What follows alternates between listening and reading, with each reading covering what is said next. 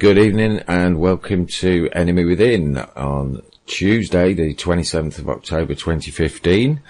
And tonight, Tom and I, we've got a fascinating show lined up for you. And the first guest we've got is a bit of a surprise. We didn't have him billed because we didn't make contact with him till a few minutes ago. And the first guest for tonight is Chris Jones. Good evening, Chris. Evening, Andy. Evening, Tom. Evening, Sam. Hello, Chris. Hello, Chris. And Chris, how are you all doing? Oh, we're doing brilliant, mate. I've got noises coming back through my headphones now. But would you like to tell the listeners a bit about the new work that you've been doing lately at Beat the Bailiffs and the Banks? Yeah, I created Beat the Bailiffs and the Banks about just over 2 years ago. It's grown since then, really. First 10 months, about 10,000 members. About 4,000 members, and now we're up to about 30,000 plus, and it's growing every day. 100 plus a day have been added. Then we've relaunched a website as well very recently, and that's got around about 10,000 hits in just 2 weeks, which I think is phenomenal. Just shows how many people out there that need help. Mm-hmm. And it's been a slow burner, really, though. Yeah. Not trying to push it anywhere else other than Facebook. Uh-huh. It's just grown and grown and grown now. Yeah. So, what's the address of the website? Where can people find it, Chris? It's www.beatthebailiffsandthebanks.co.uk, or you can find us on Facebook under the same name, Google Plus under the same name, and Twitter under the same name as well. Uh-huh. Oh, that's excellent. And I understand you've got on the website we've got an about us section, so there's a bit of a profile on each of the admin. There's also the 3-letter process and how to go about it properly, because if people are going to write off unsecured debt when they've had a change of circumstance and can't afford to pay the bills anymore because of the cuts, because of a death in the family, it could be because of disability, it could be because of anything that your circumstances change. So basically, if you can get out of paying that debt honourably, then if you can keep a roof over your head and put food on your table and keep your house warm, I think they're the important things. Absolutely, they're vital, aren't they? Yeah, I mean, what can be worse than losing your home, really? Well, it's Maslow's hierarchy of needs. You need a roof over your head, so you need shelter, you need food, and you need warmth. Yeah. And then hopefully, the love of the group is the extra key ingredient as well. Yes, that makes all the difference. I mean, we've had quite a few of the members or admins from Beat the Bailiffs on. We've had Jo Hoban, I believe she's on, Kevin Mark, Paul Webster. Is Colin Johnson part of it as well? He is, yeah. He's one of the trusted members, yeah. Yeah, so we've had quite a few of you on, and I'm really glad we managed to get you on, because when I came over to the meet-up in July, you really held out their hand and made me feel very welcome there. I'd never met anybody from the group, although I'd talked to a few of them on Skype, and we got about an hour away from the hotel and got a text message from you. Hiya, mate, what you doing tonight? Fancy coming around ours for a few beers? And I said, we're meeting a mate. What will we do about that? I said, I'll bring him round too. And we all sat in your garden having a few beers, and lovely evening there. Thank you. Well, I hope you enjoyed it. Yeah, and it's nice to be able to get guests on without having to use Skype as well. I do use Skype, but Skype keeps chucking me off, and I can't go back. I can't get any sort of phone call or video call from it. So something's going wrong with it on my phone. Yeah, well, it's part of the enemy, I think, isn't it? The sooner we can move away from Skype, the better. What do you reckon, Tom? Yeah, I installed Uvu a long time ago, mainly because Skype was screwing up. Uh-huh. I used to switch between the two. But it's been a while since I used Uvu itself. But it was always getting better and better, and it was always better quality on the picture than it was on Skype. Much better. It seems to be that way now as well. I had a bit of a chat with Kevin today, and he installed it straight out of the box. It worked straight away. So anyone who's looking for an alternative to Skype, for the next time it goes down, like it did a few weeks ago, it went down for about 2 days, didn't it? You can do worse than to have that. And if we can stop feeding the beast, then that's got to be good news, I think. Well, it's like YouTube and various other sites that people they go to it because it's the big one, but there's always alternatives that are actually better than them. Yeah. It's just always go towards them. It's the same as search engines. Like, everybody goes to Google, but there's alternatives. You can go to Start Page. It's all anonymous on there. You're better off using that instead of Google. Start Page. Yeah. Yeah, I use that one. It looks very similar to Start Page. It's called ixquick.com. Looks, apart from the name, it looks identical to Start Page, so I'm presuming it's a similar sort of setup. It's supposed to anonymise your information, even though it uses Google to do the searches. It works through a proxy. Puts your searches through a proxy, and you can view pages via a proxy as well. Oh, I knew you'd understand how it works, Tom. That's what you get from working in IT. Yeah. So, have you got any more you can tell us about the new website then, Chris? Yeah, we've got a section on there called Boots on the Ground. So it's about mobilising people to help a neighbour, help a loved one, help a friend, help somebody, struggling, who doesn't understand how to get these tyrants from your door, the police.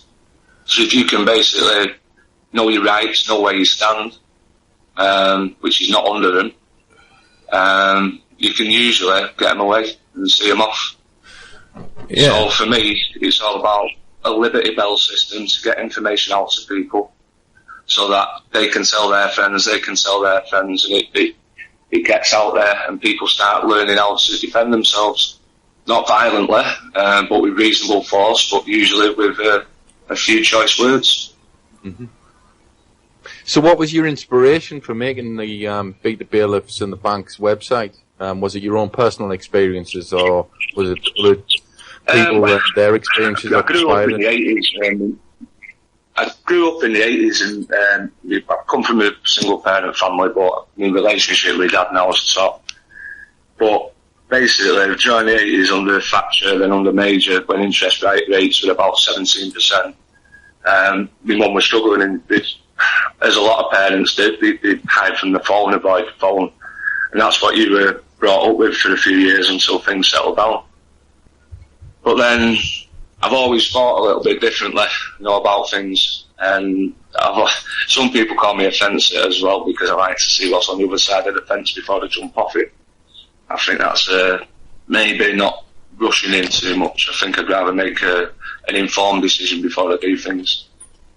But the reason why Beat the Bailiffs and the Banks was created was because I went to a friend's first attempt at eviction in Oldham, and it was her dad who was being evicted. It was a family home, and basically he stopped paying the mortgage, he got behind, built up an arrears, and he went down the OPPT route, which was the One People's United, the One People's Public Trust, which was not something I went with, but I supported some people who were trying that avenue. It wasn't for me, it wasn't for a few other of my friends, but I still support them because they're fighting the same beast. There was a guy who committed suicide, so we were at this eviction. There was about 40 of us there. The bailiffs were there for about 4 hours, and then they went to the next job. So when they went to the next job, we just thought, right, what if we could follow them? What if we could do this? What if we could do that? Well, that need to get into harassment and things like that, and it doesn't quite work. So we were then thinking about maybe going to the court, getting the orders somehow, and then going to the people's houses with information. But that was proving a bit difficult as well. So basically, we phoned up the bailiffs to see if they were coming back for the day, and we found out that the next house he visited, the guy had hung himself in his porch when he saw the bailiffs coming up his path. Oh, geez. So he died 5 days later in intensive care. So it was quite powerful to everybody that was there. Uh-huh. It's very upsetting, very powerful, and it was big motivator for me and other people to start doing what we were doing. Yeah, well, that sounds a really terrible situation, but it appears some good has come out of it, and you certainly do seem to be helping a lot of people now. We try and help as many people as we can. The admin seems fantastic. Couldn't wish for a better one. They've all got their own quirks and their own qualities. Some play big parts, some play bit parts, but everybody plays a part. And some of the feedback I get about people, it's inspiring. They inspire me. The members inspire me. When you see the members being able to take control of their lives again, put food on the table, put money in the meter, all these sort of things that really mean so much. It's the everyday things that people are struggling with. And to actually make a difference there, and to see the admin team and the feedback we get, it's inspiring, it's brilliant.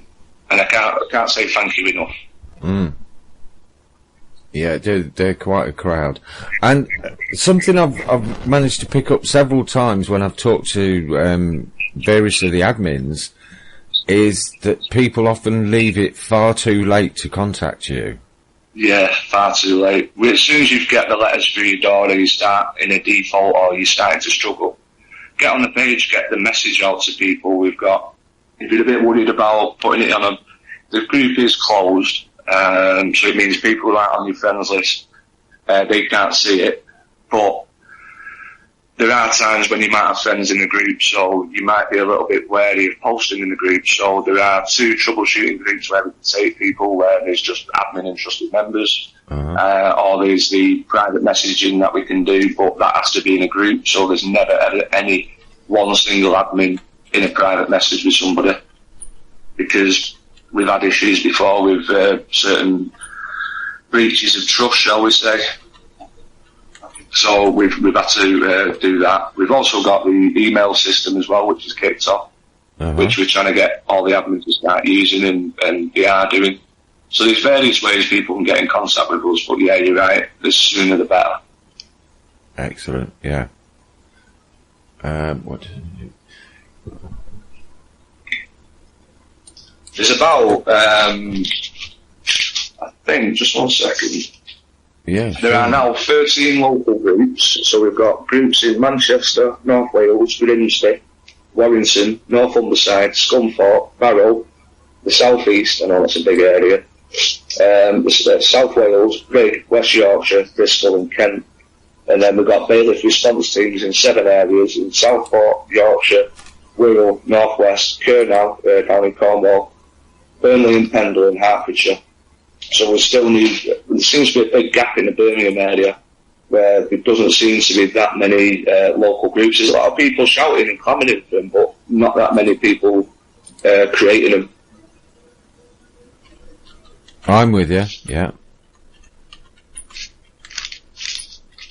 Yeah, it's been the trouble in the past is people didn't know these groups existed. I've talked to a lot of people on this show actually who gone through evictions, but they were right at the end of the eviction process, so there was not a lot that people could do for them. And they all said the same thing of, "I wish I knew these groups existed at the start." Yeah, I do as well. I do. A lot of family breakups would have potentially stopped. A lot of suicides, people taking their own lives, would have been stopped as well if people knew about the groups. With evictions, there's not a lot you can do if you're a homeowner. If you're adamant you're not paying and you've fallen into arrears, they can come 2 times where we can stave it off. But there's not a lot you can do when they come on the 3rd time at 6 o'clock, 4 o'clock in the morning, something like that. And they come with angle grinders, private security dogs, and basically rip you out of your house, out of your family home, and shut you down the stairs and out onto the street. So there's nothing you can do about that. The only thing you can do is look at maybe putting in trying to buy a bit of time so you can come to some equity release deal or get your house sold and try and get a bit of value back. And that way you can start again with something in your pocket rather than nothing. Oh, here's a bit of good news for you, Chris. Really. Yeah. Pardon? Here's a bit of good news for you, mate. We just had Tony in the chat room, one of our hosts, has just said, I've just signed up to Boots on the Ground.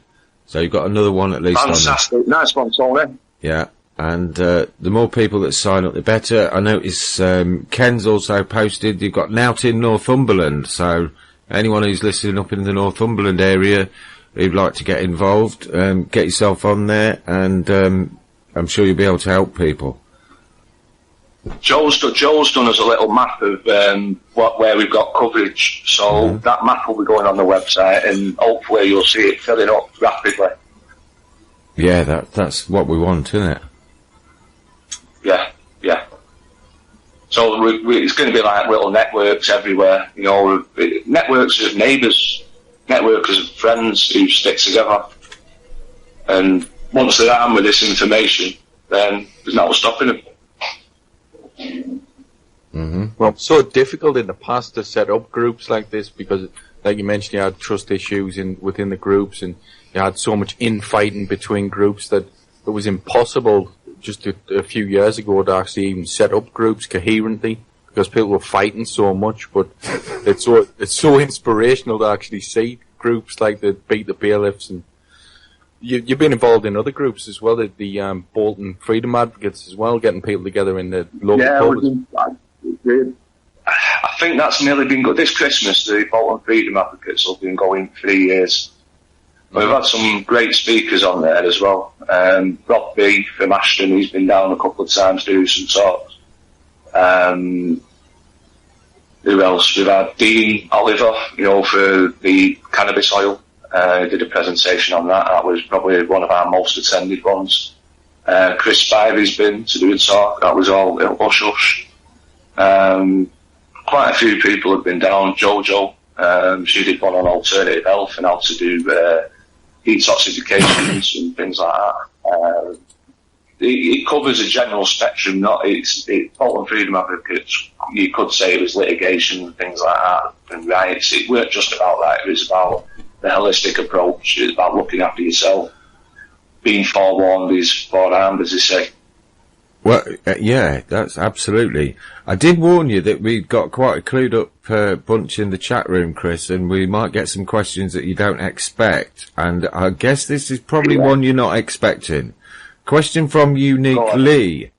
Are there any groups located in Lower Mordor? Only Sauron's forces. Oh, nice one. Yes. Thanks for that, Lee. Always got the most off the wall questions of anybody in the chat room there, Lee. I love it. Yeah. So, and in a few minutes we're going to have Chrisy Morris coming on to join us. Hopefully, I've messaged him. Indeed. He's another wonderful guy. I asked him to be a trusted member about a week ago. Wanted to grow the admin team a little bit. And what Tom was saying before about trust issues and stuff like that, the original policy I had with Beat the Bailiffs in the banks was that I had to know people personally to make them admin, so that I trusted them straight away. It weren't just an online thing. So I knew them, and that trust was there. And then, because it was only me as admin for the first 10 months of the group, it was pretty tight. And then the decision was taken to grow the group, but that meant people coming in who weren't as clued up, not as tight within the group. So it meant I needed to grow the admin team to be able to help all the influx of people that was coming in. So I know some older members who joined originally were a little bit peeved and left because it kept, rather than the solutions, it was always asking for help, which is a massive part of it. Whereas before there was probably 70-80% clued up members and 20% who were new and didn't know what was going on. Now it's swung the other way. So there seems to be a bit of a bedding in process, so we did bring people up to speed with what's going on. But when you're adding 100 a day, it's difficult. Yeah, that's quite a lot of people to vet, isn't it? It is, isn't it? When we vet them, we have to go through groups, likes, your friends. It's quite voyeuristic. So if we see things that just because you've got one Britain's first picture up, it doesn't mean you're not going to get into the group. But if we see repeated pictures, because we know people are pissed off, we know they're upset, we know they're scared, and they're just lashing out. And if they understand why the cause and effect, then it might be a little bit different. So just give people a chance. Yeah. Well, I mean, I know the same thing from just running a simple Facebook group and a Twitter page, where you had so many people over the years who have been admins on that page and have destroyed the page in their own way over the years, and we got rid of them, or they've left themselves when they couldn't handle it anyway, when we were questioning them. But it's amazing. You see people, you see what they post, you see what groups you're in, you think, oh, this is a nice guy. And then 2 months down the line, and they're posting crazy stuff and getting into fights with people, and you're like, what? What happened there? I think people have to be, not have to be, but I think if you're running a group, you have to be pretty diplomatic. You have to be able to, people might say double dealing, I won't call it double dealing, I call it keeping the peace. But it becomes a lighter time when you've got to draw a line and say enough is enough, and then you've got to nip it in the bud. But I do think it's better to be diplomatic sometimes. I don't sugarcoat shit, but it is good if you can have a bit of a way where you can mediate between people and try and get the other person to see the other side of it. Mm-hmm. Otherwise, you're burning your bridges. Why would you want to burn your bridges? Yeah. Are you in the haunted house there, Chris? I had my missus coming in, doing a bit of a creak on the door and a creak on the fridge door, so yeah, it could be a night though. Oh, it sounded a bit like it, no worries. It's as bad as mine, Vincent Price, in this house. We've got... Has Andy told you about me rabbit? No, he hasn't. Oh, the psycho rabbit. See, you psycho rabbit, chewed through a back door. Yeah, I've seen the photographs of right through a hole with the back door, and there's no double entendres here before anybody sends any questions. So she chewed right through my back door to get outside. Crazy rabbit, absolutely crazy. And she's better getting in people's houses than out of houses in a daily. And what's her name, just so everybody knows, Chris? Oh, she's called Munchkin Jones. Brilliant name. I really enjoyed saying that then. I thought you would, mate. I thought you just got to be given the opportunity. Yeah, or Munchie for short. Uh-huh. Yeah, Rabbit is absolutely bonkers and chases cats and all kinds of shit, doesn't it? She does, yeah. Is the Rabbit an admin on the group? Not yet, but she is in the trusted member group. I'm thinking of setting up a profile for her. Okay, well, I'm just thinking, we're just coming up to the half hour. How about we play a little tune, have a little break, and see if we can get Chrissy in? That sounds like a great idea, mate. This is a tune for all the people in Beat the Bailiff, everyone in PIR, who's doing a great job, and all the people behind the scenes who are supporting all of us that are doing the work. This is for you. It's from David Bowie. Good evening, and welcome back to Enemy Within. It's Tuesday evening, and we've got Chris Jones on with us from Beat the Bailiffs at the Banks at the moment. Unfortunately, we haven't been able to contact Chrisy Morris yet, so we'll get Chrissy in as soon as we can. But I hope you all enjoyed the tune there that we played for everyone who does all the great work. Chris, have you got any more you can tell us about Beat the Bailiffs and the Banks? There's loads to tell. Absolutely loads to tell. We trademarked the logo, that's trademark's pending. Mm-hmm. It's been trademarked under training and education and 2 other classes as well. Training education also covers entertainment, and that's for a special little troll out there. We all got our favourite ones, don't we? Oh yeah, absolutely. And we came over to the meetup in July. Yeah.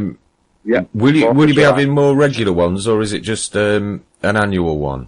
Well, there's going to be an event on next month, which is the annual Debt Collection Awards, which takes place on the 18th of November at the Midland Hotel in Manchester. It's an all-day conference and then an awards due for the best door kicker, window smasher, granny beater, and all-round low-life scumbags. Oh, plenty of nominations for that then. Oh yes, oh yeah. So they'll all be out in force. There was about 500 of them there last year, and the year before probably about 400. So the year before we went, we had a bit of a protest. We booked a table in the name of Bill Turner. About 30 of us. There was a few lads from Manchester, Bolton, Liverpool, Warrington sort of areas. So M62 corridor, the best sides of it. And then we booked the table in the name of Bill Turner. About 30 of us went in, and then later on at night when they were having the sit-down meal, the fire alarms mysteriously went off. So they got evicted into the cold night air. So they had a little bit of a taste of it. That was most unfortunate, wasn't there? Yeah. It was. Stink bombs as well went off. Who'd have thought? It's a smelly enough crowd anyway, innit? Oh, yeah. Then last year we had our own parody awards of our own bailiff Oscars, anti-bailiff Oscars, whatever you want to call it, parody awards. So we had that at one of the local pubs in Manchester, and then I snuck into the Midland Hotel and one or two others, and there was a protest outside. The security guards that were on the door, who the Midland had hired, or credit today, who were the event sponsors, 2 or 3 of them didn't even have SIA badges. So when the police were quizzed, they went over to them, and half the door staff suddenly disappeared. Yeah, I bet they did. That's funny, you mentioned the Midland Hotel there. It seems like that seems to be a very focal point for scumbaggery. What can I think of that's happened there this year? There was the meet-up of all the directors of social services in the UK, which was boycotted by Mickey Summers and quite a few others that day. Then we got the Tory Party conference. I was just going to mention that one. Yeah, we got a really good photograph from there, didn't we, Tom? Thanks to a little bit of help from a friend with Photoshop. Obviously, it's weird how they have these favourite hotels. So the Bilderberg Hotel. Yeah, well, Adolf Hitler was never wanted it bombed because he wanted to use it as his northern headquarters. So when you talk about scumbags, there's another one to add to the list. Huh? Didn't know that. Well, what were you trying to say there, sorry, Tom? I said it's funny how they have these favourite hotels. It's like the Bilderberg Hotel, the Marriott Hotel. They like to meet up and have these scumbag conventions all at the same hotel. They have the favourite ones. They do. It's what they feel comfortable with and familiar with. Yeah. But maybe the people who are in charge of those hotels are the same kettle of fish. That's what I was just going to say. I think it's one of the friends who actually runs those hotels. Yeah. Wouldn't surprise me. Sorry, go ahead, Tom. Yeah, I was just going to ask, Chris, what have been the greatest successes that you've actually had against these scumbag bailiffs? Have you witnessed some actually being taken to court and processed for the crime? Yeah, some of them getting their licences revoked. Some of the council tax, a lot of it's the council tax debt getting returned now. So because of the vulnerability letters, if people are struggling, they're classed as vulnerable under the Taking of Control of Goods Act. So if they've had recent bereavements or mental health issues or anything that is classed as vulnerable under the general principles, then you can send off the vulnerability letters. So it means all the bailiff fees drop off the original bill, the original money owed. So you don't have to pay them. Council tax bailiffs have got no power whatsoever. As long as if your car's on HP or you can stash the car in a private drive somewhere, they can't touch it. So the only thing they can do is knock on your door. Or they can try the door if it's open. If they try the door if it's open, just make sure you tell them to get out. But a lot of these get returned. The greatest success that I've actually seen is the TV license. TV license is a big one because there's a lot of non-conformists out there who don't want to pay for the BBC and all the horrors that the BBC has watched over with people like Jimmy Savile and the rest of them. They're not worth mentioning. So yeah, I completely understand people wanting to withhold money from the BBC. And I can understand people wanting to switch the goggle box off. I can understand people not wanting to watch something that propagates terrorism. So somebody saying that the Solomon building, Tower number 7, was still standing in the background when they said it was gone. Yeah, it was still there. All live on the BBC. Well, it was Reuters, but it was televised on BBC. Absolutely, and then they removed that from the BBC website and tried to deny that it ever happened, but the wonders of YouTube, everybody had already got it. Yeah, I had a visit from TV licensing the other day. Now, I don't watch TV, because I don't want to encourage them, basically. But, and I end up shouting at the telly whenever I do watch it anyway. But I got this, knock on the door. The other half called me. She said, "Ooh, was this suspicious looking man at the door? Will you go have a look?" So I looked through the spy hole, opened the door. TV licensing. I said, "No, we don't fund paedophiles and warmongers," and shut the door. And I just looked through the spy hole, and he just wrote on his clipboard, and then shoved this thing through the letterbox, and it said, "We called and you weren't in, so we'll be calling back again at such." And I thought, yeah, stuff you. I bet he doesn't. But I have got a letter that I need to send off to him, so the TV licensing warrior, keep him away for a couple of years.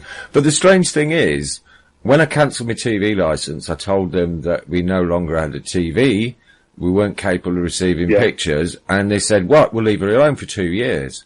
And within about a month, I got a thing saying, "Your TV licence is not being paid, you've got to pay it." And I thought, fuck you, you just sent me a letter saying you're not going to bother me for 2 years. Yeah, desperate for money, aren't they? Yeah, it's another private corporation kind of flipping mouthpiece of the government, just trying to rape us. Absolutely. Mind fuck us. Yeah. I was in David Cameron's case, skull fucker, fucking dead pig's head. Yes. Sorry for my language. No, well, it's when you start talking David Cameron, it's understandable. It is indeed. All you're seeing is ethnic cleansing going on. Ethnic and social cleansing. That's it, yeah. I can't remember who was talking to the other day, talking about people living in inner cities, and it's got to the stage now where they're just removing people by any means from living in the city, unless you're a millionaire or a billionaire, of course. Yeah. The property prices down in London now, and the money to be made down there by forcefully removing people from their homes, it's tremendous. You can see why people are doing it, because money seems to salve the conscience. Seems to be able to have that effect on people. Yeah.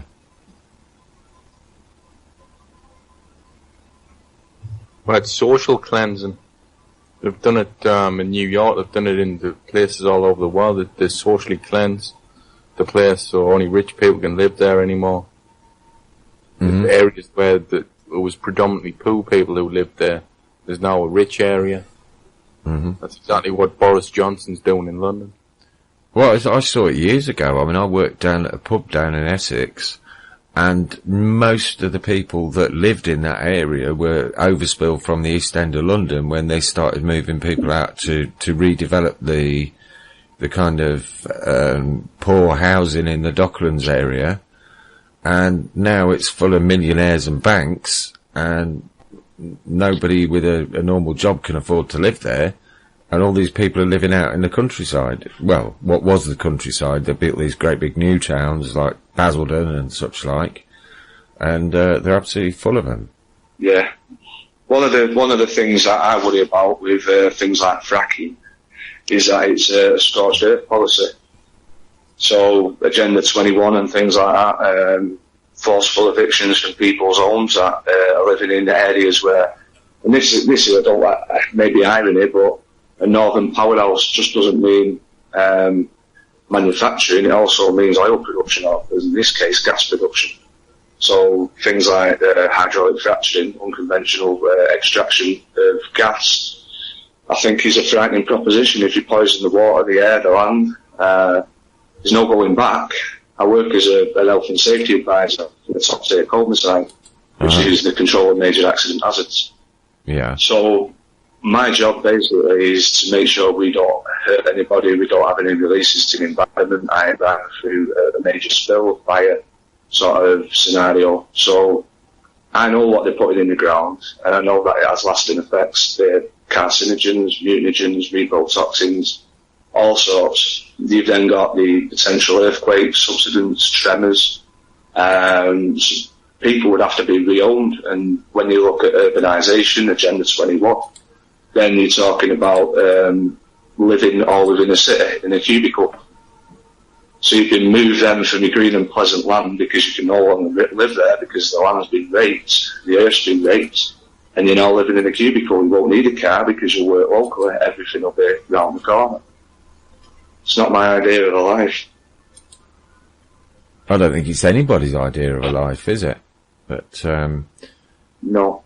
Yeah, it surprises me. The information about Agenda 21 is out there and it's freely available. You try and tell so many people about it and they go, "You're off your head, you. You can't really believe they're going to do that." Yet these same people are year in, year out, worse off. They get lower and lower pay rises. We're told that there's no inflation or it's negative inflation, but I can't remember the last time I went to the bloody supermarket and saw something go down in price. It just doesn't happen. I mean, no inflation is... Sorry, Chris. It's like the fuel escalator, isn't it? Petrol prices, the price of oil. Well, I was involved... We use a finite resource which is running out, and it's just the race for what's left. Pure abandonment and racing for what's left. In other words, greed, control, power. Oh, I've got a message in the chat room there from Joan, and she said it's not fracking we have to worry about just now. It's underground gas extraction. Is that what they're doing up your way, Tom? Yeah, I was just going to say that. Totally read my mind. You're talking about the fracking. That is just another form of... Sorry, Tom, but that's another form of unconventional extraction. So it's just another form of unconventional extraction. Yeah, I live in the next coal mine in town. And I mentioned it on the show before. When my dad, he quit because of ill health, just before it actually closed. It was about 2 years before our coal mine closed. But he said to me at the time, and I told him this like a year ago, he said, "You know they'll be back for this coal." I says, "Why is that?" "They don't want it anymore." He says, "'Cause you can get gas from it." Yeah. He's like, "I told you they would come back because you can get gas from it." And the big harebrained scheme is to set fire to it underground, to gasificate it, and let it all up. Oh, that can't go wrong. That can't go wrong at all. They're doing one called acid fracking as well. It's all unconventional extraction. It's very frightening. I don't live too far from Barton Moss, which is a beautiful area, not far from the Trafford Centre. That's probably a bit of a blight on the landscape, but it is a nice area, the Moss. I've been down there quite a few times, supported them, a member of Bolton against fracking, go to a few of their meetings. We've just had a proposed site in what used to be a UNESCO site, an area of natural beauty and scientific interest. Yet they're going to frack it.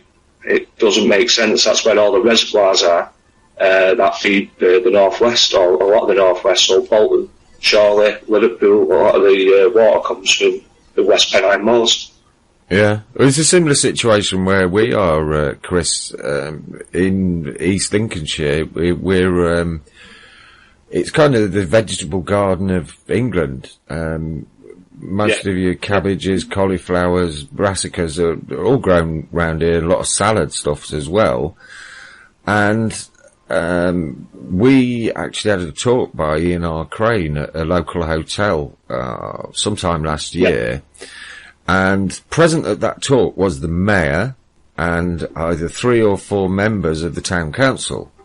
Now, when they saw the talk by Ian, they were absolutely up in arms, and the mayor said, "Oh my God, we've got to stop this. You know, this is going to destroy our economy. We rely on the watercourse for the water table for growing the veg, and if it gets polluted, we're completely knackered."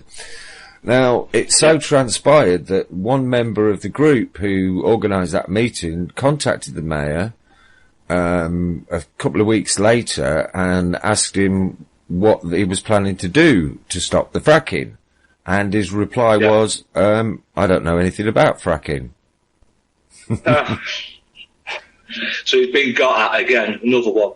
He's been got at, paid off, I don't know, whatever. I know he stood for Labour at the election, and he got his arse kicked by the Tories, which was to be expected, because even though it looked like a safe win for UKIP here, because we've got massive Eastern European immigration, and it is very difficult for local people to get jobs. Jobs that people have had for donkey's years. Admittedly, it's seasonal work, but it was enough seasonal work to keep you going, for just be able to afford a holiday, that sort of thing. Now, if you ring up to do land work and you've got an English accent, they just put the phone down on you. And it breeds that so much resentment, and I believe somebody said on the eve of the election, if we can't win a seat in Boston, we'll never win a seat anywhere. And lo and behold, the Tories got in. So, of course, it wasn't. Just bringing you back to a point on the mayor. The Tories brought in the Energy and Infrastructure Act, which meant they could override any local council decision not to frack the area. Yes. So you frack whichever way you go. I see they are putting the licences out now for Lincolnshire, and it's like areas in the Wolds, which is classed as an area of outstanding natural beauty. There's SSSIs, sites of special scientific interest, and they're just going to frack the lot of them. It's madness. It's absolute madness. The way that when you look at the data on the wells, they peak after 36 months. Yeah. So they've destroyed the land, the water and the air. They've destroyed everything in 36 months. That's when the production peaks and drops off. Yes, and from what I understand, the companies that have extracted it then go belly up and leave the local council or whatever it is with the bill for the clean-up, don't they? Yeah, they do. Well, they sell the land to another company that'll move in onto the land on the cheap, but they'll be responsible for the clean-up of the land, which in a lot of cases that'd send that small company bankrupt. Yeah, it's a terrible state of affairs, and I hope it comes. I mean, when you look at it, the cost effectiveness of producing gas there, it really can't be justified, because we've seen with the drop in world energy prices that they're closing down a lot of oil installations, and they're just pumping it out the ground, which is way, way cheaper than fracking. So it's obviously not being done for the reason that we're told it's being done, is it? No, like I said, I think part of it is the race for what's left. There's a lot of investors, whether it be hedge fund managers and people like that, investing a lot in fracking. A lot of money's coming from local councils and places like that, so some pensions are actually invested in fracking. So there's a lot of drive behind it. It's not just government, it's a financial thing as well. So there are ulterior motives, I think, as well, to destabilise anybody living around areas where there's a lot of gas, potential gas. So the Bolton Shale, which is what covers the northwest and down to Derbyshire, is quite a deep vein of gas, coal seam. So for me, I think they're trying to basically destabilise us and kick us out of where we live, or finish us off earlier.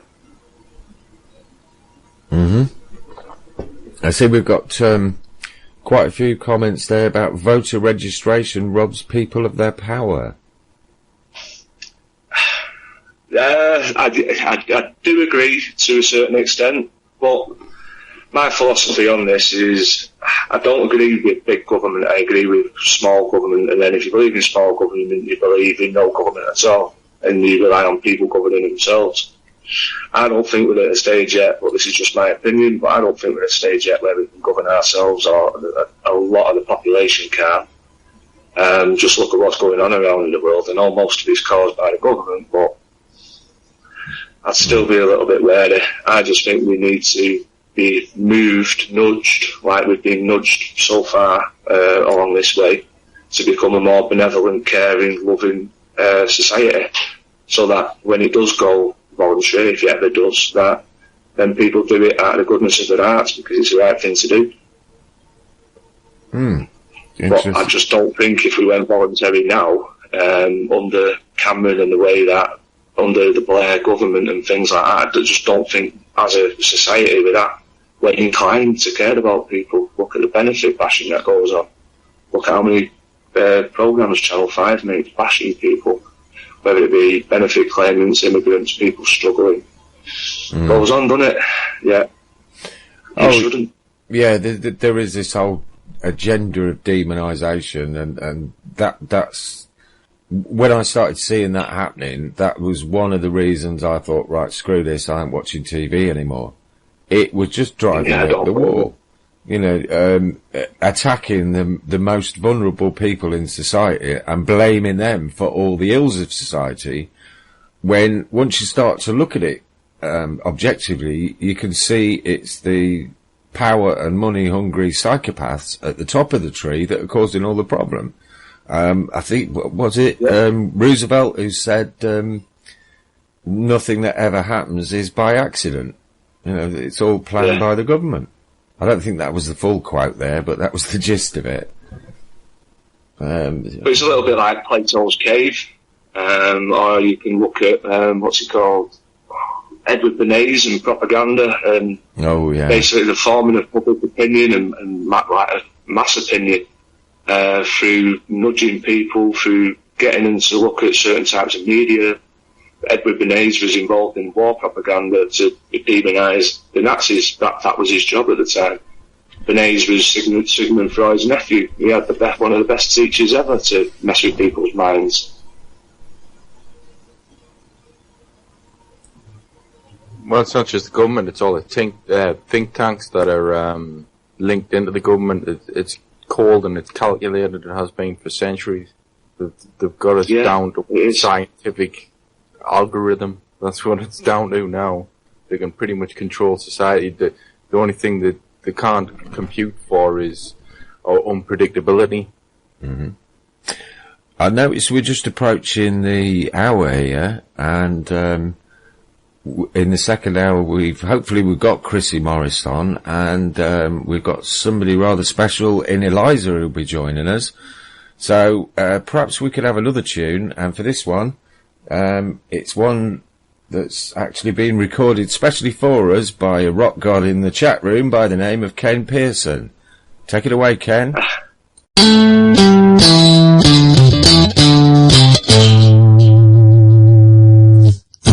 To the bailiff, but I didn't hit no policeman. Oh no, I said I to the bailiff, but I didn't hit no policeman.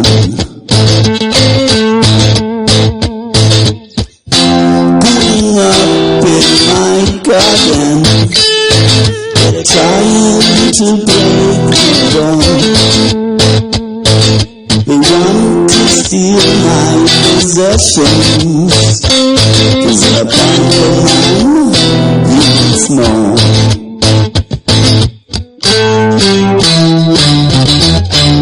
But I say, I'm to the bailiff, but I swear it was in self-defense. I'm to the bailiff, and say it is a violent offense. If my mother's hated me,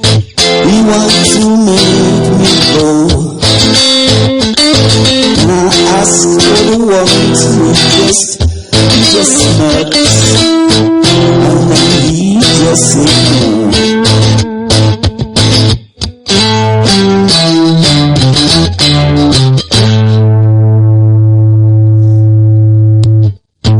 To the bailiff, but I swear it was in self-defense. I said, I'm to the bailiff, but I swear it was in self-defense. He was looking for it. For 25 years I put my way, but banker, you want more. Bailiff man says I can't stay, it's breaking down the door. I can take no more.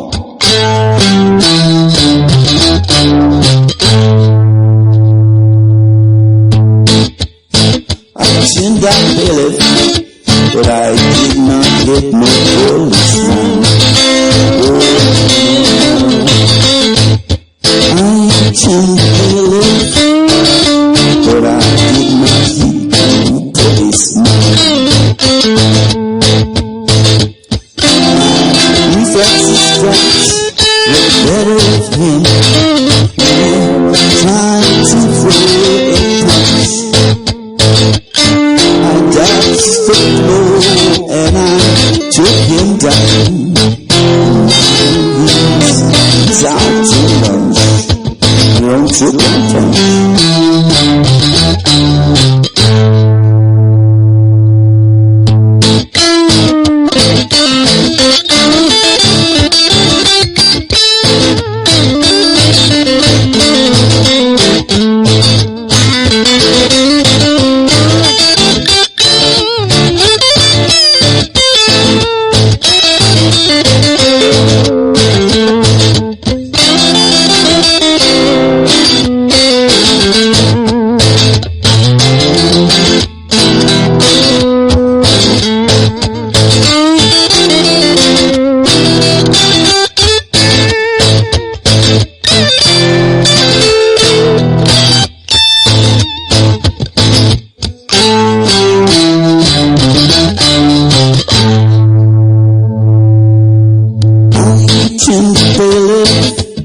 I said, but I did not get no policeman.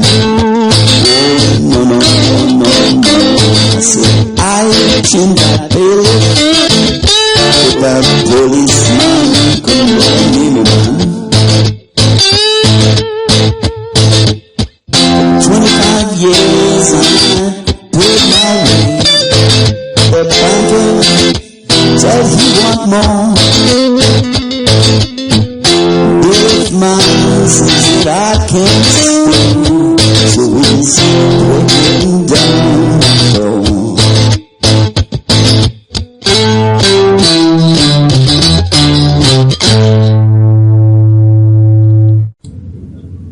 Hi and welcome back to Enemy Within. Unfortunately we haven't been able to get hold of Chrisy Morris tonight. He hasn't been able to get on Skype. What a surprise there. We do seem to have a few issues with Skype. But we have been joined by someone who's blown me away with her research this afternoon, and we've been joined by Eliza. Good evening, Eliza. Good evening. Hi there. Hi. So, can you tell us a little bit about what you've been finding out? Yeah, I mean, it's been sort of a bit of a short journey really for me. I started off in the movement about 1.5 years ago, down all the obvious routes, you know, the TV licensing, the gas, electric and stuff like that. But sort of picked up really on the trust arrangements that seem to be in place. I sort of come to the conclusion through my research that there really can't be such thing as a contract if there really is only one signature. And it's like, for instance, with the council tax, I mean, what is it that enables them, without a contract in place, to make demands upon us? So what arrangement is in place? And I realised it's a trust arrangement, it's a construed trust relationship.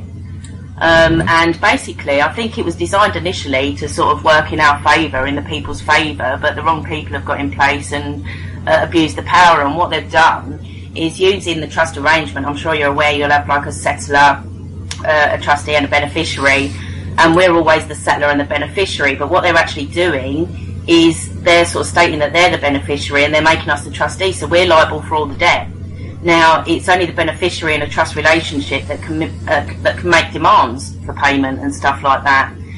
So I've had a conversation with a few councils, you know, I put a few little letters together and, you know, met with brick walls, the same as everything else really, and then moved on and looked at expressions of trust, how to express it. So I found out that we could in fact, so to speak, put a public notice up and say like basically, yeah, you've construed this trust relationship with me, however as the settler I'm going to appoint you trustee, and you can set up deposit accounts and stuff, and sort of any time a demand is made against that trust, in hindsight they should pay it. You would have to go and enforce that because obviously they're not going to take it laying down kind of thing. But then what that made me look at was I realised, obviously, along with everybody else, that the courts, the councils and everybody else, they're all actually like hybrid corporations. They're not government departments or anything. They're hybrid corporations. To the point where I actually started finding them and linking into companies and finding them offshore and finding funds over in the British Virgin Islands. I mean, it's even, we've found lots of links to children with these companies and councils and charities and stuff like that. I've been working on lots of things really. I mean, that's one side of it. That sort of led me on to mortgages and, you know, how money's created, how mortgages are created, obviously by the signature and such. And that led me to look at the securitisation process.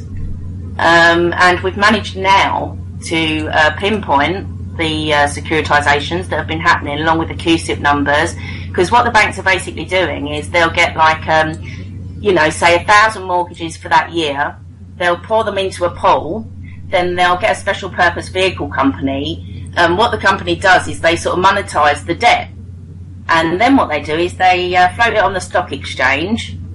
Obviously they've appointed themselves beneficiaries, and what they do is they skim the interest off, and obviously this is where we get the bankers are getting the hedge funds from, you know.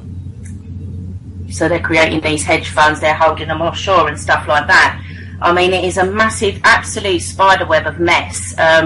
But what we've been finding too is, like, you'll pick an agency in this country or a corporation in this country, and you know, through about sort of 10 different companies, it just all link into the same people. It takes you all to the all the natural resources, it's taking you to, you know, the diamond mines and stuff like that. Just all the people that are in control, the media, and it's not really that far up the chain. It's quite scary, really. What I started coming across as well when I was doing these company searches was they were setting up companies, but instead of having a director, they had a company appointed as a director. So when I started tracking these companies, they are trusts that are held offshore. So what they're doing is they're buying a limited company at company's house, they're only using it to allot shares, and they're creating LLC companies off of it. And the LLC company is based abroad, and they've got the trust appointed as the director in this country. They've got a bank account, God knows wherever else. And so they're creating the first tax pass-through by creating an LLC because they're not liable for the corporation's tax. And then what they do is they just design an absolute web where they lose the money and it just becomes untraceable. It's completely, you know, I say illegal, but there isn't, because the legislation they've put in place to sort of suit them really to do it.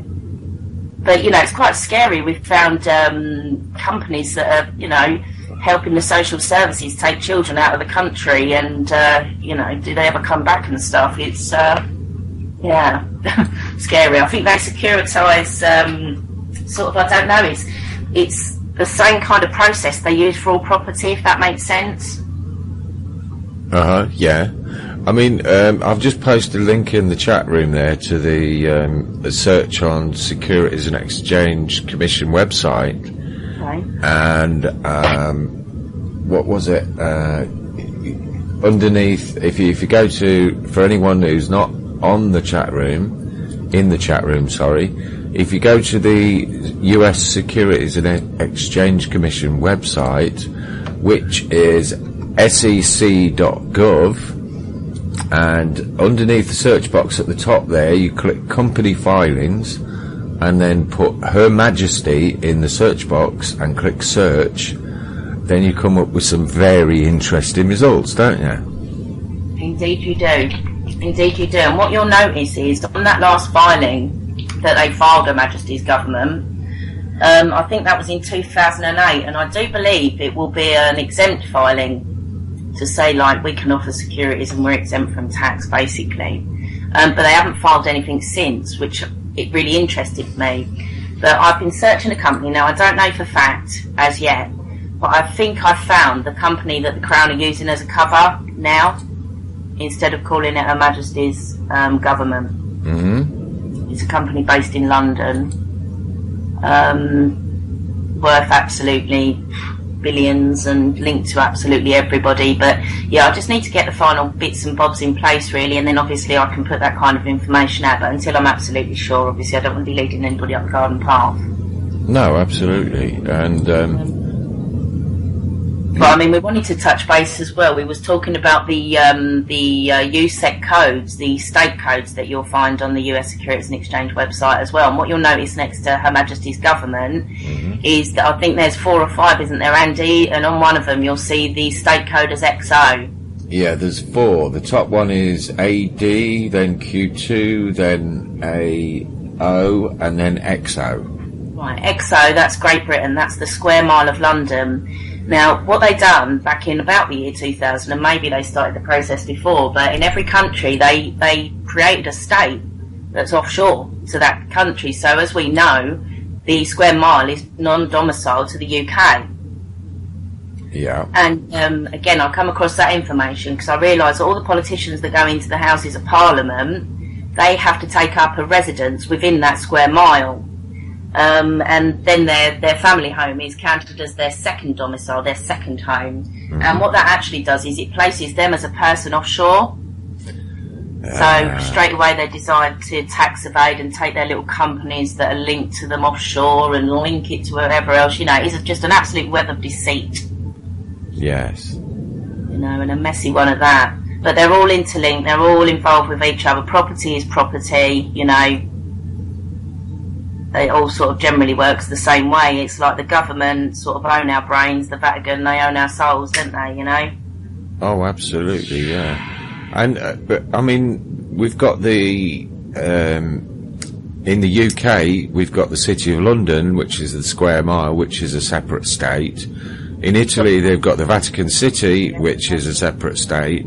But we've also got the other one that most people know about, and that's the Washington DC, which is not part of the United States of America, is it? And have you found how that's linked as well?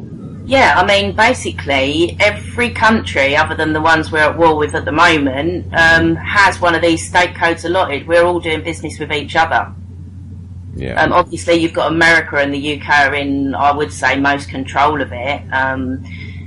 The UK and the America are linked. I don't care what anybody says, because, you know, you put stuff up or I read stuff, and I was the same. I used to go, no, that's US, that's nothing to do with us. But there's a couple of bits in place. First of all, in relation to Social Security and stuff like that, there is a Social Security agreement between us and the US of 1984, which you can find online if you Google it. And that tells you everything we've got to do with the US in relation to bonds and Social Security and everything else. And then obviously we've got people kept saying about the UCC filings, and again I went down the same road as everyone else. No, it doesn't work in the UK. But then I found they were using it in courts. I knew for a fact they were using it in courts. And then I was quite fortunate to, you know the people I know and find out what I found out. But I found out that that is applicable in the UK under the Vienna Treaty. So there's lots of treaties that make in the UK, but the UK and the US are one of the same thing. So they're all sort of in on it together, you know. But basically, like I say with the state codes, if you look through that US Securities and Exchange, you'll see all the different state codes, and if you click on each one, you'll see the addresses for where they are, the countries that they're sort of registered in, like, you know. I think the Vatican's X4, if I remember correctly, and I think, interestingly, we found out that HMRC is owned by Serco. Oh, Serco, the biggest company you've never heard of. Right, now put in Serco on the USEC. Oh, and then you'll have a little song and dance. Right. As you know, they're in our prison services. They are everywhere, Serco. But yeah, they own the HMRC, because what I do is I'll look at the company, but then I'll look at the company structure, and what that does is it tells you who all the interested parties are, the shareholders and stuff, you know, who the actual beneficiaries and owners are.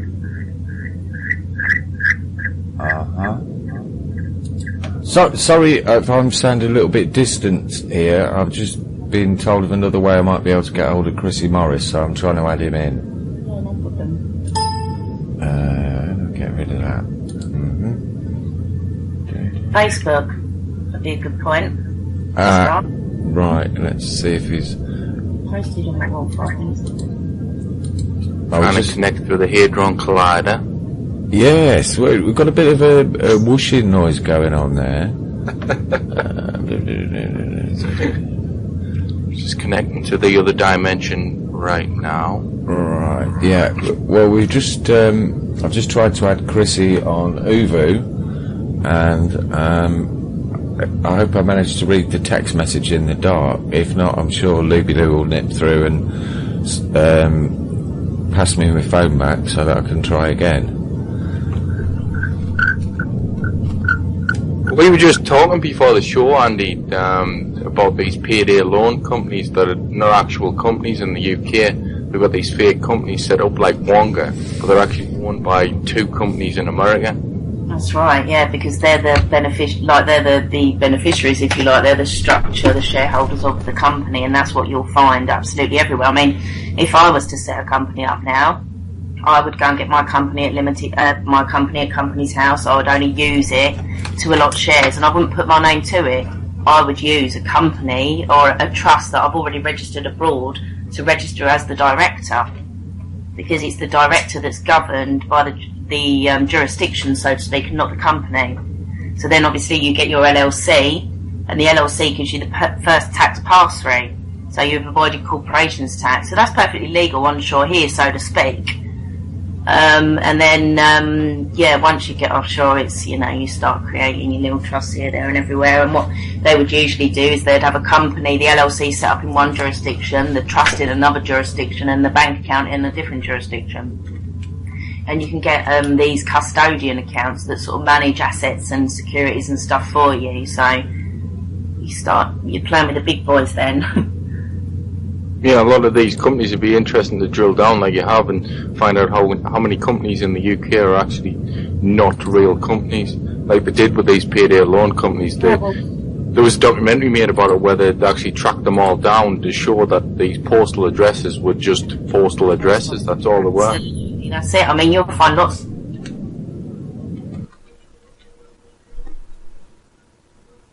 In the process of setting up a PO box over in Reading, because I thought, I mean, God, all I've got to do is take people's posts for them and stuff. I can charge them between 10, whatever it is, a month, and it's a bit of a no-brainer, isn't it, really? And it's perfectly legal. That's the thing. They've designed this to suit themselves, and we go to school to be taught the complete opposite to this. At Cambridge, at Eton, at Oxford, they get taught this. They know the real system, you know.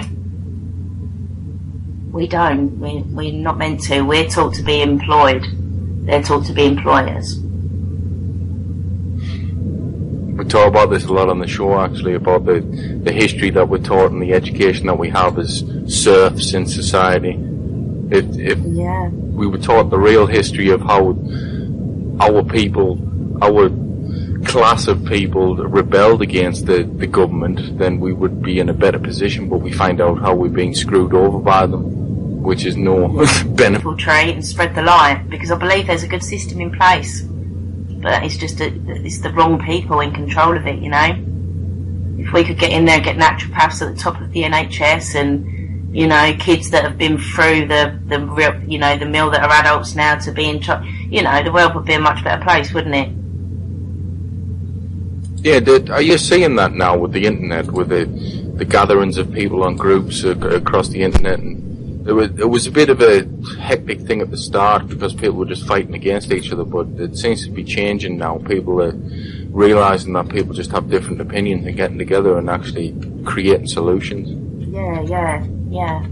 Oh, I'm ready. I think we've got to create the domino effect. We had Chrissy would have told you there was a court manager left over at Edmonton the other week, and I thought, God, you know, if we could really sort of, and the reason he had to leave was because he had told bailiffs that they weren't to identify themselves as an eviction, and they have to.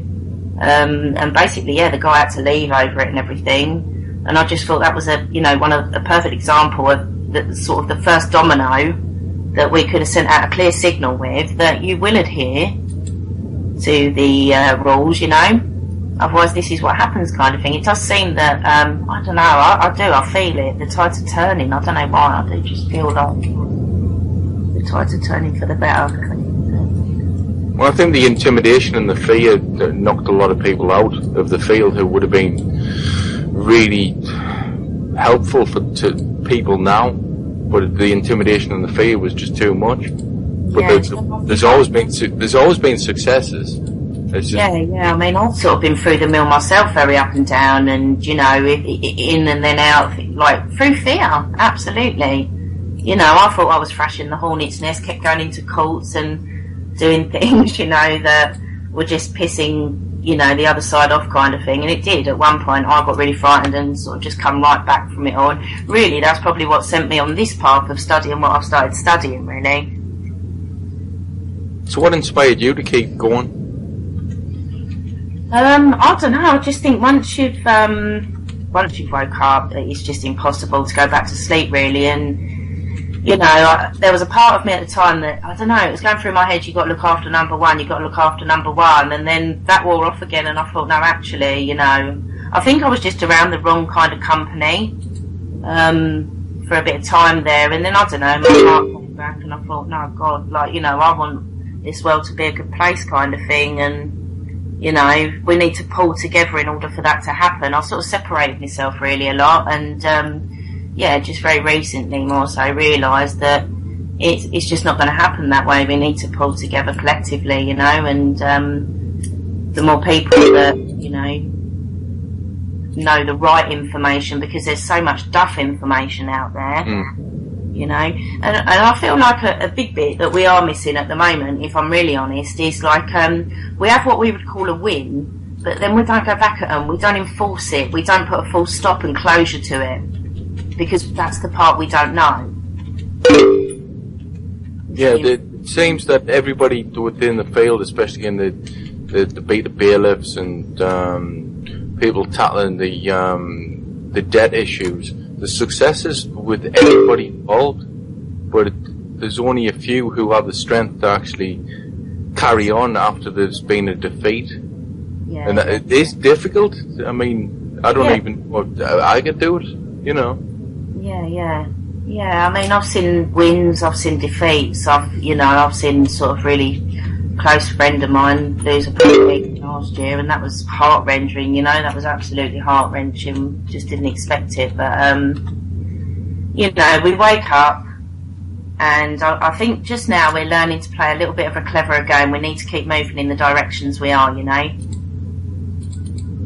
Yeah, I was just I was saying to Chris Jones earlier on that a lot of the trouble in the past was people didn't know these groups existed.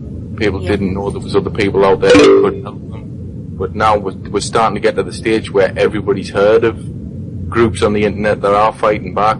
So we're starting to get somewhere.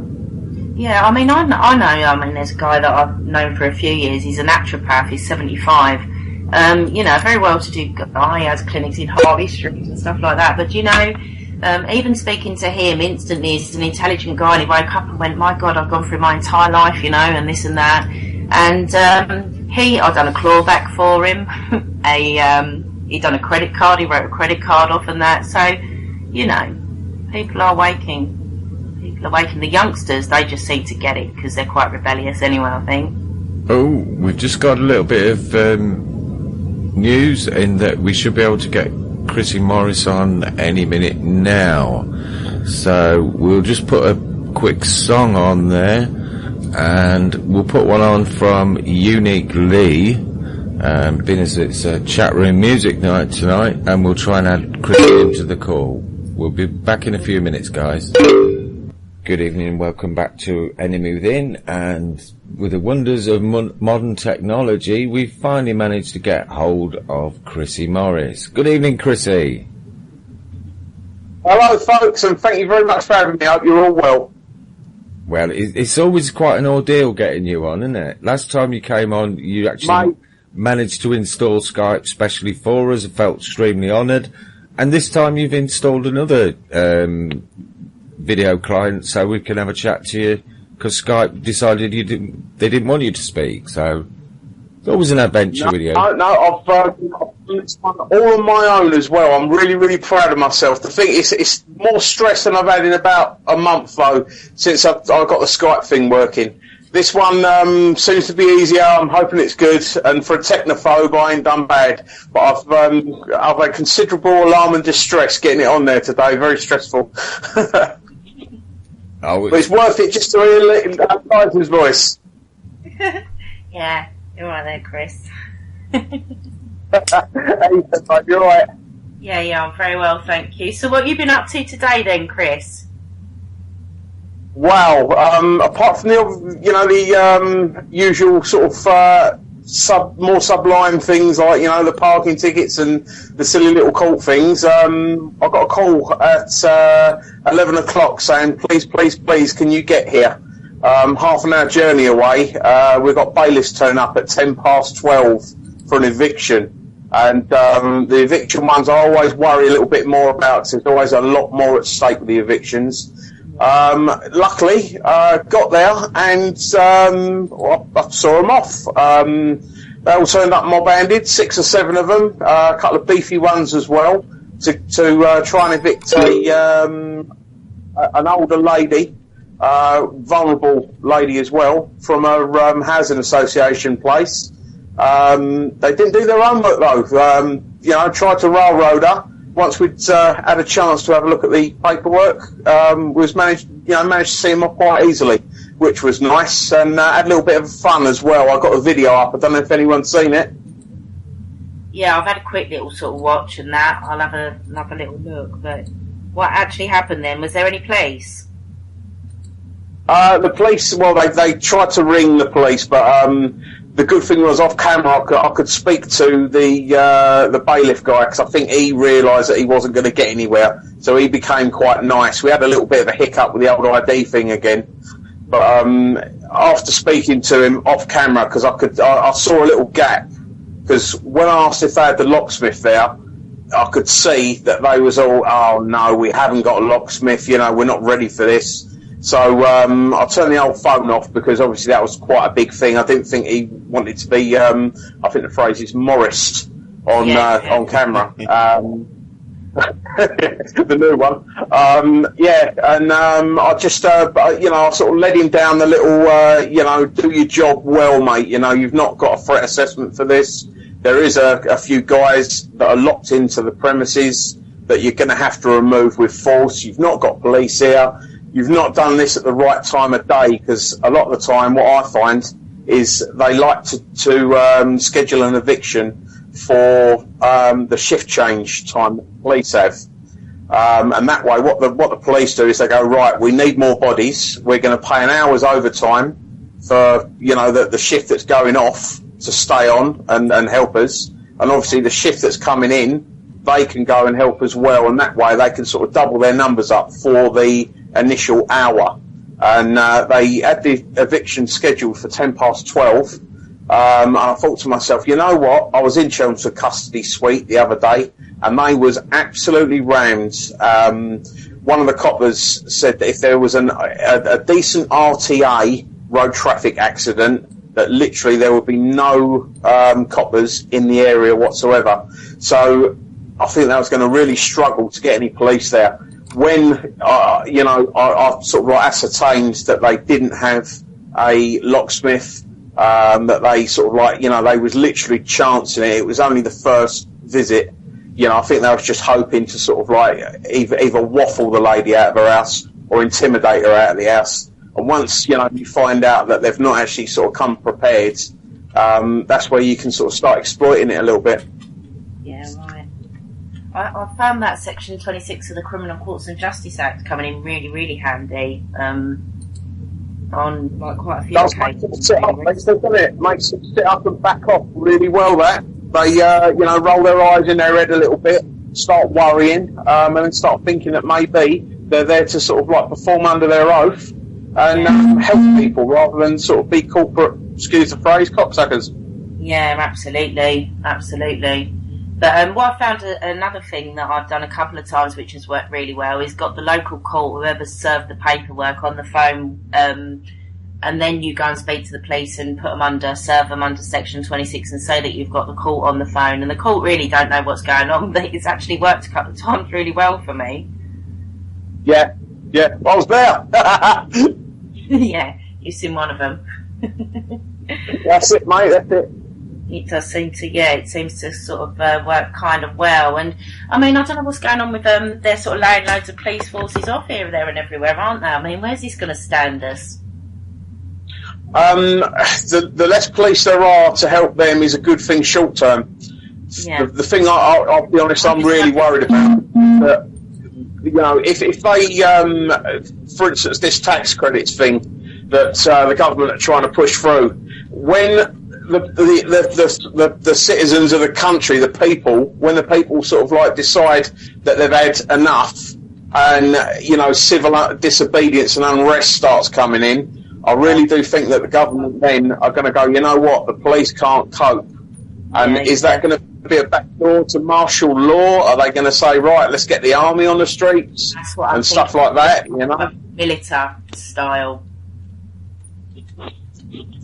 Yeah, and the thing is, I mean, they're going to have less coppers on the streets and less coppers doing the job. And the only way when you've got a growing population, that you can make less people more effective is by giving them more power. And I think they've already got too much power, to be honest. It's definitely a perfect storm sort of brewing. I'm just wondering, are the establishment going to sort of like, find something, it might even be a false flag or whatever, just to kick something off, to then use that they can't cope. Have you seen these floating cities? Has anyone seen the videos of these floating cities? Oh, I haven't, mate. Yeah. Right, in China, UK, USA, there's videos of him. He's been on the media and that, of these floating cities, thousands of people videoing these floating cities, and you can clearly see that it's a projection, can't you? Yes, it looks like... To me, it can't be anything else. They tried to say it was something to do with the clouds rising and the hot weather and the mountains, a reflection, but then it appeared in the UK, the USA and China, so that sort of blew that one out the window. And honestly, it sounds really far-fetched, and it probably is, but I keep thinking, are they going to try and scare us, and so that we think aliens are coming or something, I've got a couple of people that sort of like are that way inclined on my Facebook, and they've put some really sort of wondrous stuff up. But I'll be honest with you, I've not got enough time to look at anything other than the sort of like the massive workload that I've got to sort of like give a good opinion on that one. But, no, it's a bit out there, but it did. I thought these floating cities and that, and being on the normal media and that, I thought they're just trying to introduce something. They're trying to, I don't know. Well, maybe X Factor's not working for them. It reminds me a bit of that, what's it called, Project Bluebeam, where they're supposed to be able to project the supposed ET craft into the sky on this. Is that not what, I think I've seen something like that. Is that like the World Trade Center? They were saying that they could have used holographic images, the planes could have been this and could have been that. Yeah. Is that sort of thing? Along similar lines, I think, yeah. Yeah, the cloaking technology and all that sort of thing. But I mean, I saw those videos of the floating cities, Eliza, and to be honest, they look like really bad CGI to me. Yeah. And it just, I don't know, it's out there. It's beyond, are they just trying to test how stupid we are? Well, they usually do that on a regular basis, don't they? Is the fluoride working? Do we need to up the dose? Are you guys trying to tell me that the dinosaurs in Jurassic Park ain't real? Oh no, they are, Chris. They are. Yeah, they're real. You can see them moving and all that. Yeah. Oh dear. I had one of my little boys the other day. He was trying to tell me that no dinosaurs exist. I said, "Why did they get them to do all the stuff they did in Jurassic Park?" And I won the argument, but he's only a 7-year-old, so I'm proud of that. Oh, well, that makes a change, Chrissy, from you talking about pooing on police cars last time you came. So yeah, it's always fun with you.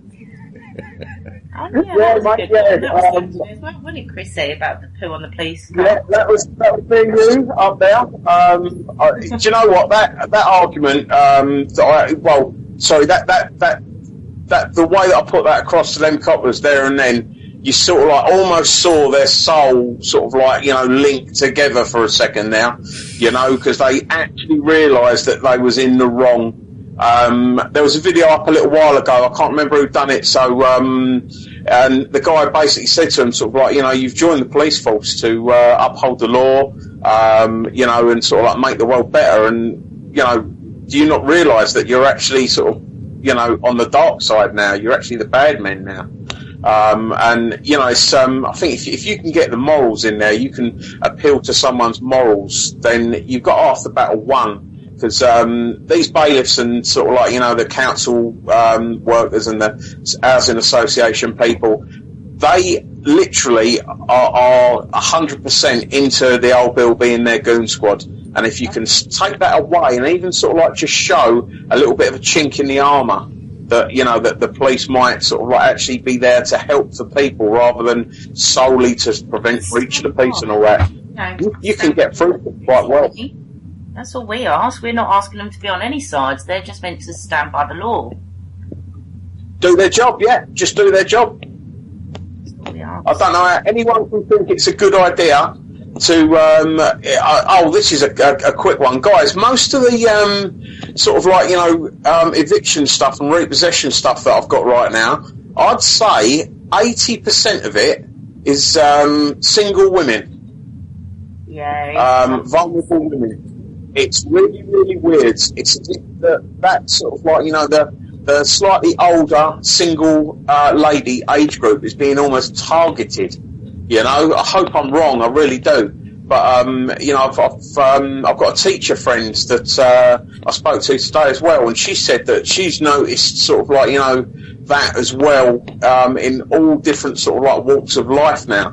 I'm wondering whether or not it's some sort of like establishment ploy to, in some way, sort of like, you know, undermine sort of like, you know, that part of society that will sort of help undermine other parts, maybe. I'm not quite sure. What's your thoughts on that, guys? I don't know. I mean, what would I do? I mean, I'm sort of fall into that category, really, and if it all come on top for me, I'd probably have to go back with my parents or something. So maybe they're just trying to drive everybody and empty some houses.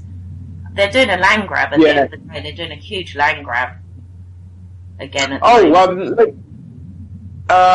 while you're there, mate, do you remember we got a whistleblower tell us about the bonuses that they get for making properties available? Yes, yeah. I've got I've had someone pop and speak to that person. And it turns out that they don't get the bonuses to make the properties empty, but they do get the bonuses when they put someone in the properties again, or the properties become used again. And that's why the council guys wouldn't answer it, because obviously they, you know, they wanted to play like wordsmithing with it all. Yeah, absolutely. But so we still got that one to do, mate. I did see those couple of calls that you made on your YouTube channel, Chrissy, and you certainly got them squirming there, didn't you? Yeah, I mean, you know, it's they know that they're going to get caught out by that, and what happened was the guy that I ended up speaking to in the end, he was so droll, it was unbelievable, and you could hear him sort of like talking the script. I've got the whole call videoed, obviously. I took some bits out of it just to make it more amusing, to be honest, guys, because, you know, the guy had, I think I put it on the post on Facebook, the guy had sort of like the charisma of a turd on a dining table. He was terrible. Alan Hall was his name, from Epping Forest District Council, if anyone wanted to ring him. But Alan Hall, he done a nice big statement, sort of like trying to debunk the phone call that I made to his housing manager. And in it, he put, we do not give bonuses or incentives to make properties available, by evicting tenants. Now, that was never the question. The question was to make properties available. Yeah. So it's about us getting the correct information, asking the correct questions. Now, the other thing I keep thinking is about the education, because, you know, I've had situations myself. I mean, I lost my car, I got the window smashed out of it and such, and had to pay £700 to get it back. Now, I could have thought that very, very differently. And really, somebody like me should have known, you know, somebody like me should have done it very differently, kind of thing. And I think what we've got is a lot of situations escalating to these places, and it's just through the lack of education. It really needn't get there. There's things that we can do, letters we can put in place to just stop it. And I mean, even if we do have to pay £1 a month, is that not better than having to pay £700 to get my car back and having my window smashed and stuff, you know, until we find the answers? Because surely, guys, we're looking for as least collateral damage as possible here for people. Yeah, I think a big part of it is, Liz, that a lot of people don't actually think it's going to happen to them. You know, so, because you're always thinking, oh no, I'll be alright. Yeah, you know, I mean, little things like, for instance, I've had a couple of people get in touch with me now that have had bailiffs push past their children, which, as we all know, is completely illegal. Now, if they'd have had a little camera in the hallway, even a dummy camera in the hallway or something silly like that, you know, and I know it's not something everyone might like and everyone might want to do, but, you know, if you had that camera there and they've pushed past, you know, the tables are completely turned on them, you know. It's about being forearmed. I've got a couple of people as well that are due to get their cars clamped for parking tickets and whatever else. And, you know, I've said to them, look, if I can get you the paperwork, we get the paperwork done, so that way we can make your car unclampable or as good as untakeable anyway. But, you know, sort of like pulling them down to that. Oh. Sorry, that was my mobile going off. I'm on my mobile. Getting them sort of like, you know, to actually sort of like sit down and just get the paperwork filled in and take the precautions so that they can keep their cars on the road and not get them clamped and that. It's quite difficult, and everyone thinks that they're going to do it tomorrow. Everyone's just too busy. Just too busy. See, there's the option of registering your car into a trust, like creating a trust for it. The only problem is there's very few companies that will offer insurance for a trust. There are companies out there that will do it. How about trade insurance, mate? I'm not too sure. All I know is if you want... it's all well and dandy. DVLA, I'll send you back a logbook with the trust name on it. But I think there's only 2 or 3 companies that will offer you insurance, and I'm not sure if it's any more expensive. I need to look into that actually and find out, because once we find that out, then obviously that's a very easy road for people, and they're the beneficiary of the trust, so therefore they have full control over it still, instead of having to sort of sign it over to somebody else, you know. Yeah, just to let everyone know, I'm having volume troubles right now since I've had that little phone call come in. I'm worried just in case I press something and dump the call or whatever. Right. How do I do this? No, we can hear you fine, Chrissy. If you two talk, I will just... Hang on, I'll be back. Yeah, no problem. I just noticed we've got a comment there from Ken in the chat room, who did the marvellous I Chin the Bailiff song a bit earlier. And he says £50,000 to me if they clamp my car. and I know he's been truthful there because I've seen the terms and conditions on his vehicles. Right, yeah. There's ways and means. That's what I say. It's sort of education, isn't it? And I don't claim to be educated in every sort of sector, or even fully in any sector of this. It's a deep. There's lots of rabbit holes kind of thing. But in relation to the cars and stuff like that, I mean, it is.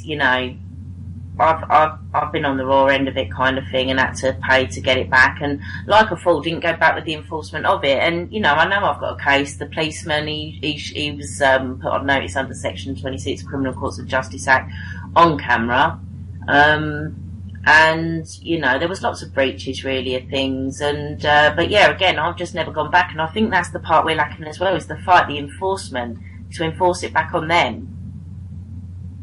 None of us sort of sure of the processes and stuff. I don't know. But I just feel like that's the bit we're lacking. Yeah. I mean, you were saying about was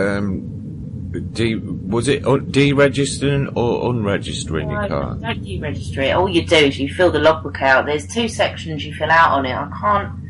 I think it might be Section 6 and Section 8, but basically it puts the registered keeper in the name of a trust. But then what people were finding was that they just couldn't get the insurance kind of thing. But I think they have found now that there are a couple of companies. I'll have to find out, because I've got a friend who has got their car in trust and is completely insured and that.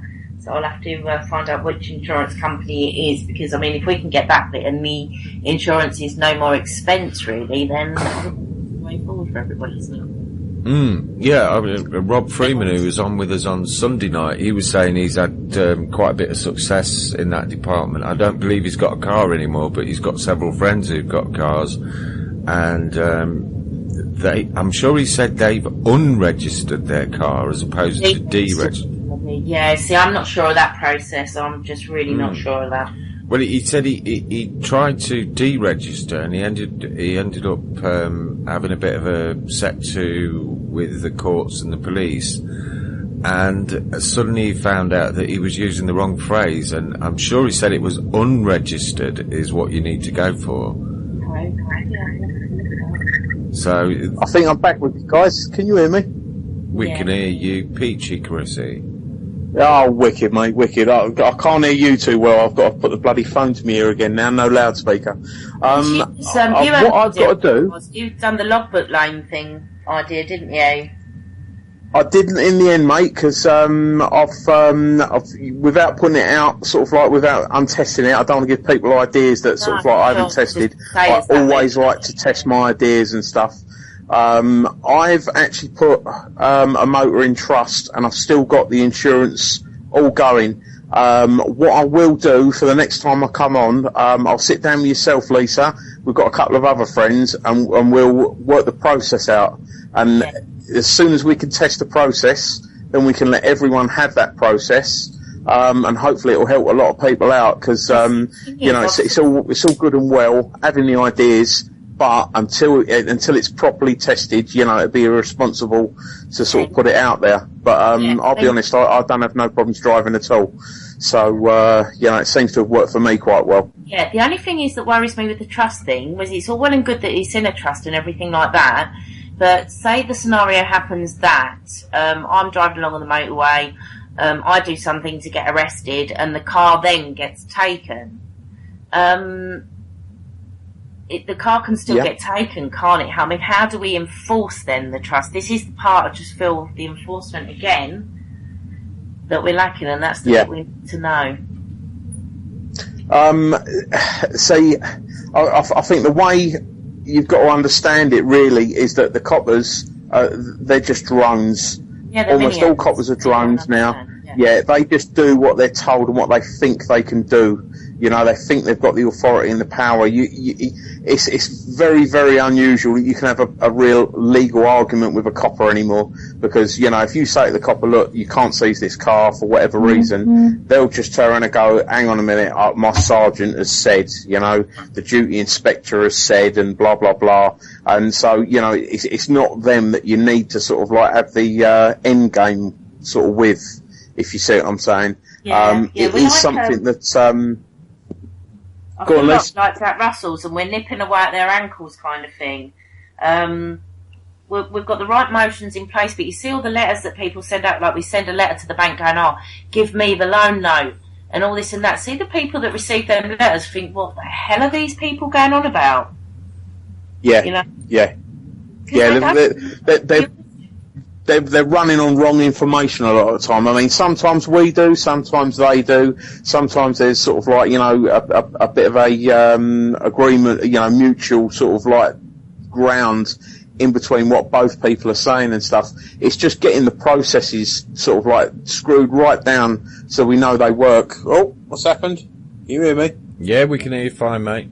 Oh, go. I can't hear. Keep talking. I've lost volume, guys.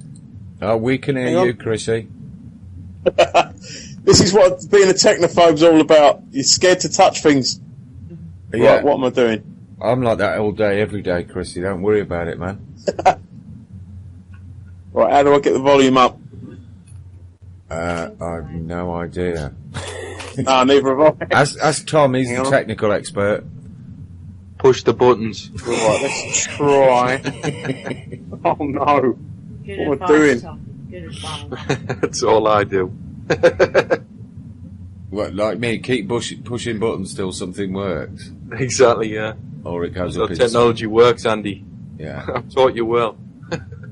I've been speaking recently, like through business, to a guy communicating with him over in the British Virgin Islands, and he's a specialist at setting up trusts and offering all this sort of advice and stuff like that. Now, he stated, I've got it in an email from him, that if you own property in England, so it's covered under the England and Wales jurisdiction, even if you place that property in trust offshore, if, for instance, something happened, like that you didn't pay council tax, that would be unlikely, but whatever, and they put a charge on the property and force the sale on the house, they still can, even though it's in trust, because it's under the jurisdiction of England and Wales.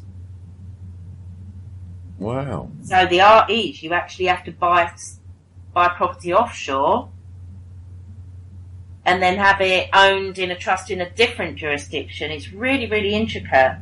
Like, it's a massive web of, like I say, absolute deceit and lies. But this email clearly states that it's not favourable to put trust that's, owned in England or Wales into these trusts, because they are not protected in that way. They can still come for that.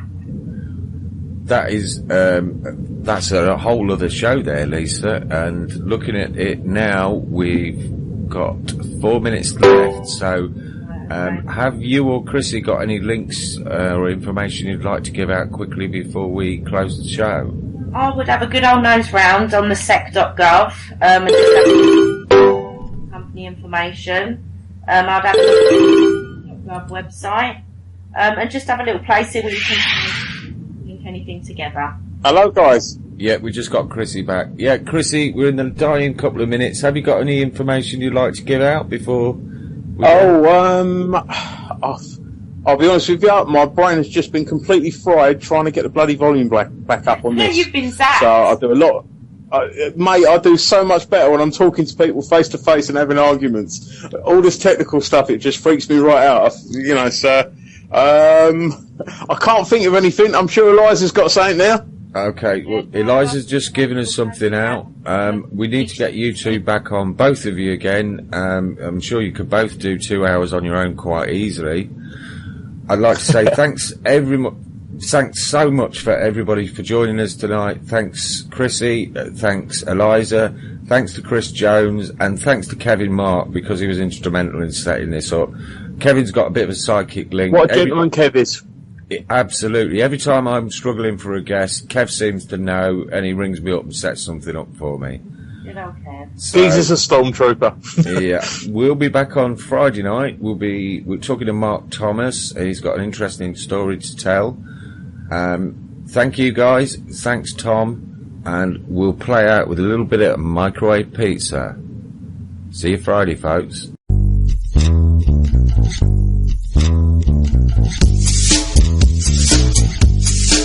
I got a 6-pack of beers in my fridge and I'm really thirsty.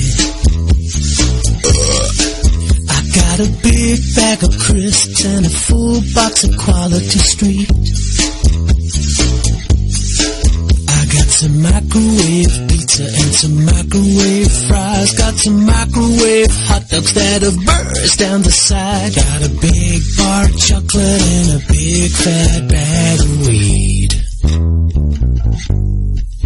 I got some money in my pocket in case I need to go and get me some more. I hear the postman knocking, but I can't be asked to answer the door. Because I answered yesterday, and the postman said to me, "Please take this package, this is new one in next door, you see." And I said, "Yeah, I suppose I'll take it." Wankers. Some friends of mine are coming round to practice, cause we're starting a band. This is our first rehearsal, and I know Rome wasn't built in a day. Yeah. So take your instruments in hand, we're starting.